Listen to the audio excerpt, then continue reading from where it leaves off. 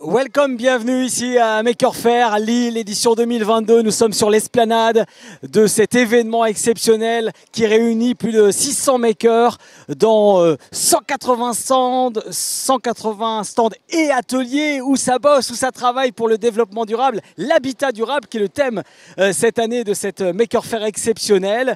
Ici, sous le soleil lillois, on est pas mal du tout. Et là, on est sur l'esplanade où vous le voyez, il y a différents ateliers où ça travaille. Là-bas, on a un atelier de construction 3D avec le robot qui est en train de confectionner des pièces. Nous avons ici aussi des tiny house qui sont sur l'esplanade. Celle-ci de la petite maison solidaire. Vous pourrez trouver plein d'infos sur cette petite maison sur les différents supports de Maker Faire. Et puis celle-ci, la Tiny House Imagine, qu'on va vous faire découvrir là maintenant en direct avec sa créatrice, celle qui l'a construite, cette Tiny House, et qui s'appelle Fanny Moritz, qui est dans sa maison. Elle est chez elle. On va toquer.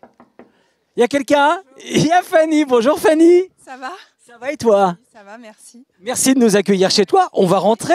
Allez, on rentre dans ta maison. Et quand je dis ta maison, oui, c'est vraiment la tienne parce que c'est toi qui l'as faite. C'est ça, de zéro, sans aucune compétence.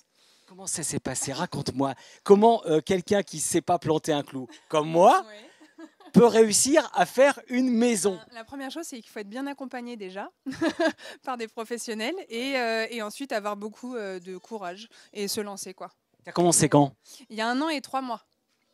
En 1 an et 3 mois, tu as fait ça? Réflexion quand même. Ouais, et voilà. Et du coup, donc elle n'est pas terminée, comme tu peux le voir.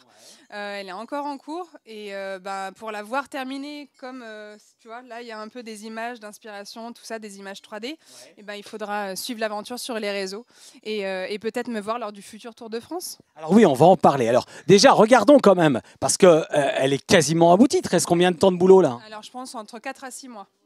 Bon, ça va, tu es motivé. Ouais, elle fait combien de mètres carrés? Elle fait 12 mètres carrés. Alors, tu vois, avec la grande hauteur sous plafond, finalement, est-ce que tu te sens étriqué? Pas du tout, mais moi, je mesure 1m12, donc ça va. Je me sens pas du tout étriqué. On va la visiter, on va aller voir par là-bas. Là, c'est le... la salle de bain, du coup. Donc, avec la douche ici, là. Une douche qui fait 1 mètre sur 70 cm, donc ça va, c'est plutôt agréable. Là, les toilettes sèches, évidemment. Alors, est-ce que je suis obligée de dire pourquoi j'utilise des toilettes sèches aujourd'hui en 2022? J'y compte bien. Voilà, pour ne pas avoir à faire ses besoins dans de l'eau potable et à tirer à chaque fois, consommer 9 litres d'eau à chaque fois qu'on tire la chasse. Voilà. Car on précise quand même que tu t'inscris dans une démarche que tu vas nous expliquer en détail, mais ton objectif rejoint ta volonté première, c'est le zéro déchet. C'est ça, tout à fait. Et surtout, réduire mon empreinte carbone. Donc, en gros, réduire mes déchets, en effet, mais aussi réduire la taille du logement dans lequel je vis, réduire mes consommations en eau, en électricité, etc.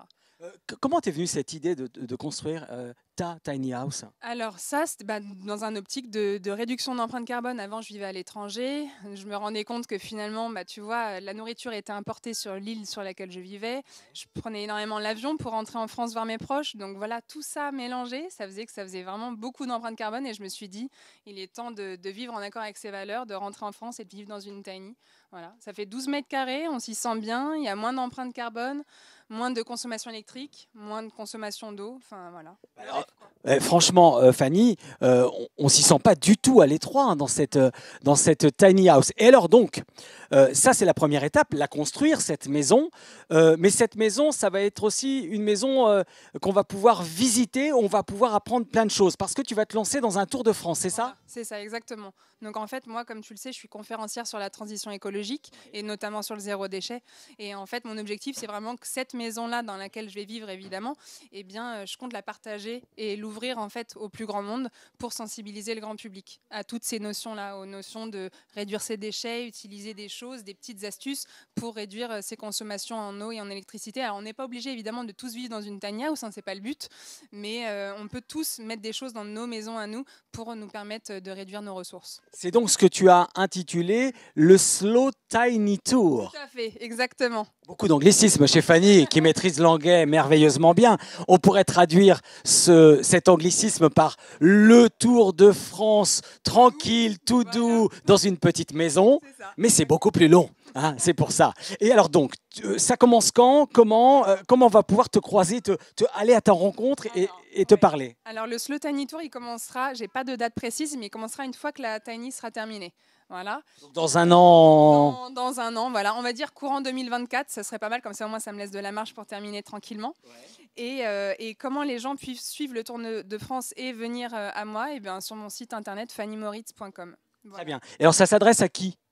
À n'importe qui, au grand public, vraiment à n'importe quelle personne qui veut avoir des petites, de l'inspiration et connaître des choses simples à mettre en place dans son quotidien pour réduire ses déchets. Et voilà. On est à l'intérieur de la maison. Ce que je vous propose, c'est qu'on retourne à l'extérieur pour la voir dans sa globalité, parce qu'elle est vraiment très réussie, très belle. Et je suis sincèrement scotché. C'est-à-dire que c'est toi qui as construit ça de tes mains. Oui, c'est ça, oui. Alors que j'y connaissais rien, c'est ça qui est quand même assez hallucinant. Mais je me suis quand même bien fait entourer, hein. Il y a mes parents, mon frère et des professionnels surtout qui sont venus pour m'aider à faire l'électricité, la plomberie, etc. et à faire des choses qui sont un peu plus compliquées, quoi. Mais alors, question bête, tu m'en veux pas. Cette tiny house, faut qu'elle roule. Oui, Comment elle va avancer? Alors, la Tiny est faite sur une remorque, comme tu peux le voir là, il y a tout un châssis en fait. Allons voir, viens, suivez-moi, on est en direct, on est bien, pour découvrir vraiment toute la Tiny, toute sa conception. Donc là, comme tu peux le voir, il y a un châssis que j'ai acheté en France, qui est fait par des artisans français et à Nantes et qui va me permettre en fait de tracter la tiny house. Donc le plateau il fait 6 mètres de long sur 2,50 m de large pour te donner une ordre d'idée et la maison fait 12 mètres carrés à l'intérieur. Mais alors en fait c'est comme une grosse caravane.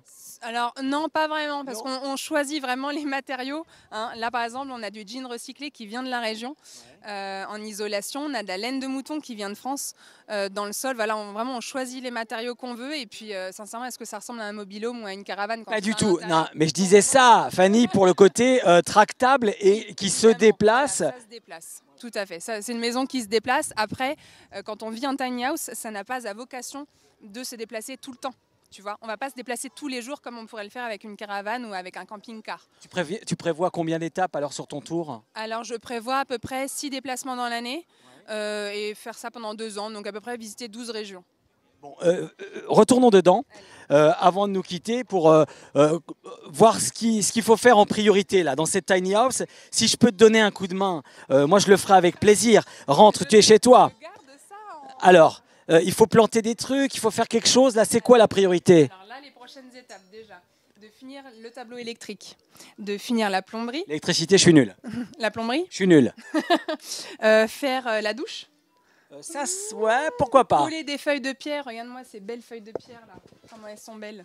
Voilà. Donc ça, c'est les prochains murs de ma douche. Donc c'est de la vraie feuille de pierre qui est made in France, qui est maniable et que je vais mettre et donc coller sur mes murs de la douche. Ensuite, il va falloir que j'installe le chauffe-eau. Bon, ça, je vais appeler un professionnel. On n'est jamais trop prudent.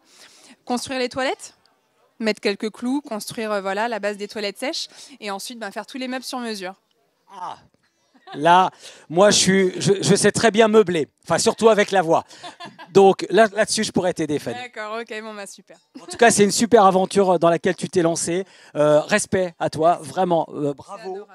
Parce que c'est un projet fou, mais ça prouve, et c'est ça qui est intéressant, ça prouve que tout le monde, même quelqu'un qui, comme Fanny, n'est pas bricoleur, si vous avez, si vous avez en vous ce besoin, cette envie de vous lancer, d'adopter un mode de vie écologique, dans le respect de l'environnement, avec l'objectif d'aller vers le minimum de déchets, c'est possible. Voilà, tout à fait. Et puis, croyez en vos rêves. Si vous avez une envie ou un besoin, n'hésitez pas, foncez et n'écoutez pas les peurs des autres. Écoutez votre envie et foncez. Voilà. C'est beau. On pourrait presque conclure là-dessus, sauf que je voudrais juste une dernière question.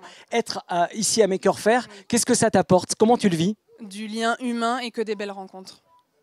Continue à faire de belles rencontres. C'en était une. Fanny Moritz et sa Tiny House Imagine. On se retrouvera pour d'autres lives sur le Facebook donc, de Maker Faire Lille. Venez si vous pouvez ici à la gare Saint-Sauveur. Vous allez voir, le lieu est extraordinaire et vous rencontrerez des exposants, des passionnés, des makers qui partageront avec vous leur passion. À plus tard. Bye bye.